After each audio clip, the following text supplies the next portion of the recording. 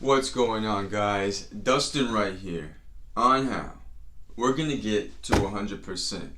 So today we are gonna talk about smashing the like button. Please subscribe if you're new to the channel and turn on your post notifications so every time I post a new video you guys know about it so we can get closer and closer to 100%. So today I want to talk to you guys about what not to do as a real estate agent. I don't know if you know this, but there is a lot of real estate agents, even countrywide, but state to state, Florida has one of the most populated areas for real estate agents, right? That means the competition is fierce because there's like one realtor to every 3 people. That number's not quite right, but just to kind of give you an idea, there's a lot of agents. So this is what you don't do as a real estate agent, so you don't make the industry look bad, so you can get your commission checks and do a great job for your clients. Because what is the biggest thing in real estate? You do a great job for your clients so they can recommend you to people they know so you can have future business. But if you do a poor job and your clients are mad at you and no one recommends you, well, then the years coming up in real estate may be a little tough. So I want to touch on those topics. I want you guys to get to 100%. So without further ado, let's get into the video. I'll make a brand new start of it.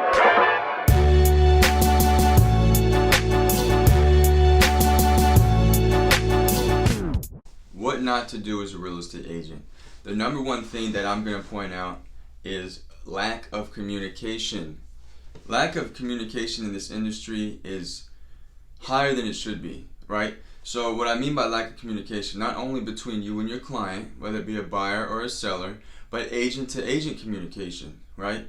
If you put an offer in with your buyer and that listing agent doesn't get back to you in a timely manner, well, you don't know what's going on with that property. You don't know if you miss other opportunities from properties coming on the market, and you have no idea if your offer is being presented because the agent just isn't getting back to you. It's very, very frustrating in this business when you have a buyer or a seller that is waiting to hear back from the other party to see where the deal's going, to get an update on what's going on with the property. And it makes things extremely hard, especially with a hot market that we're in right now, whether it be a buyer or a seller. So the lack of communication is one of the biggest things in this industry that needs to be addressed, right? So I hear agents all the time, I don't answer my phone after 5 o'clock. well, you need to find a different business. Real estate is a 24/7 business. Now, granted, you don't have to make cold calls at 8:30, 9 o'clock at night, but if your seller texts you or if your seller calls you and you're not asleep, well, why not just take the call? I mean, you're not going to be on the phone for 2 hours. You know, they have a question. Why wait till the next day, you know? And depending on the circumstances, you don't have to get crazy, but I mean, how hard is it to just reply to a text message? Even if they call, say, hey, I'm not available, can you text me? You know, let them know. That's one of the biggest things that will set you apart from other agents, is if people know they can call you and you're going to answer or call them back within a timely manner.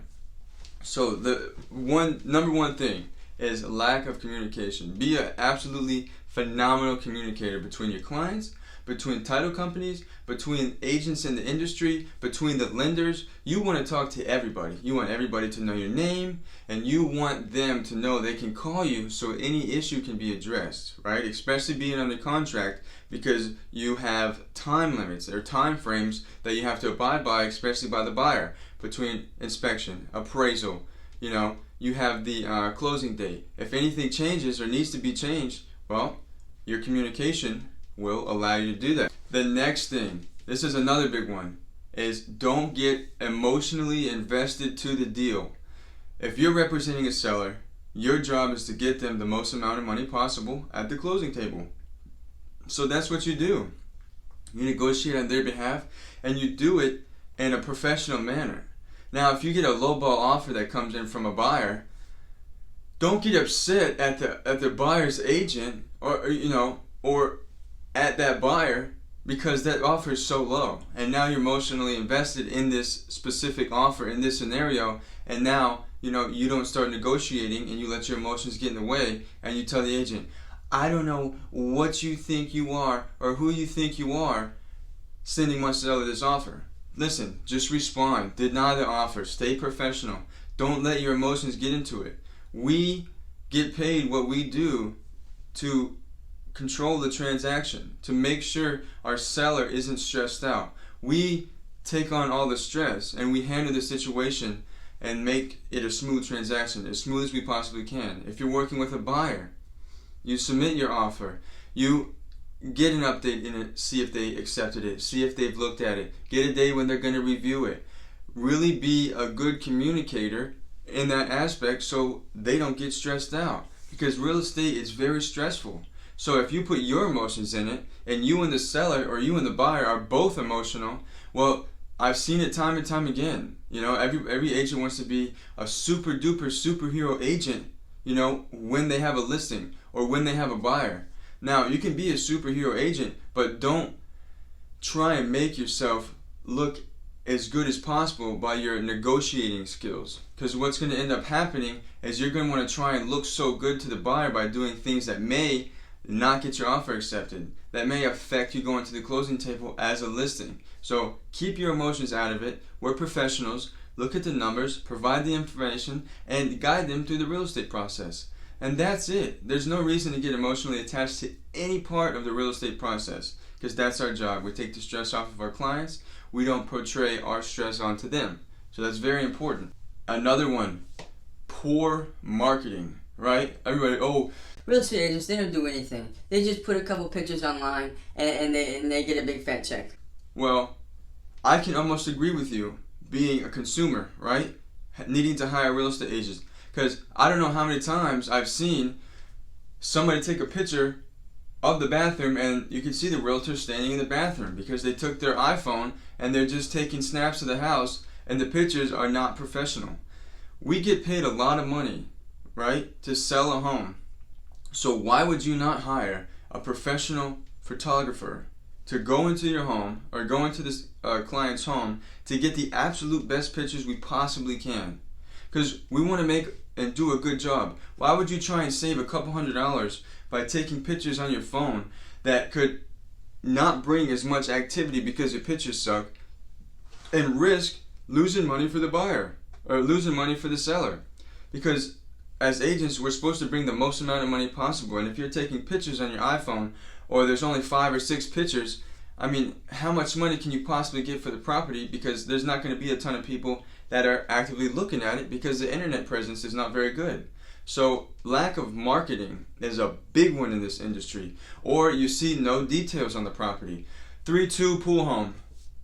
There's nothing else to it, you know? You have to go above and beyond so we can make this industry better, because there's so many agents that are in this industry. This is why people hate realtors, because they come in, they want the check, and they don't do a good job at all. Their communication skills suck. They took pictures with their iPhone, and you can never get a hold of them until the closing. And then they show up, grab the check, and leave.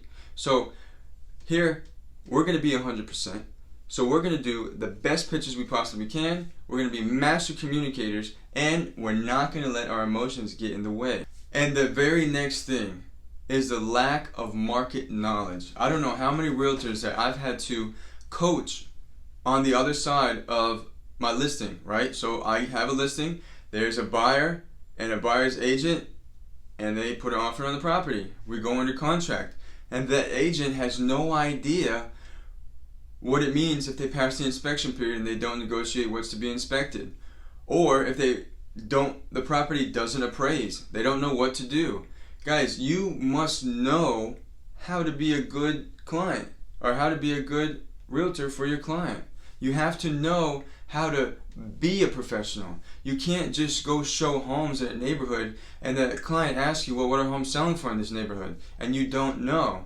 If you go to list somebody's house and you don't know what price per square foot is selling, what new construction is selling at, because that goes hand in hand with resale. Is it going to be better or harder for someone to buy that home if new construction is going to be cheaper? You know, you have to know all these different things about the real estate market, because this is our industry.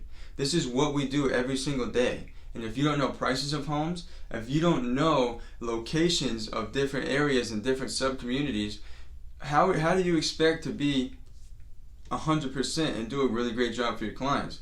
So market knowledge is a very, very big one that I also see people struggling with in the real estate industry. Now I get it, it is hard, it's a lot of work, but that's what it takes to be the best in this business. So that's what we're going to do. We're going to get to 100% each way, each day.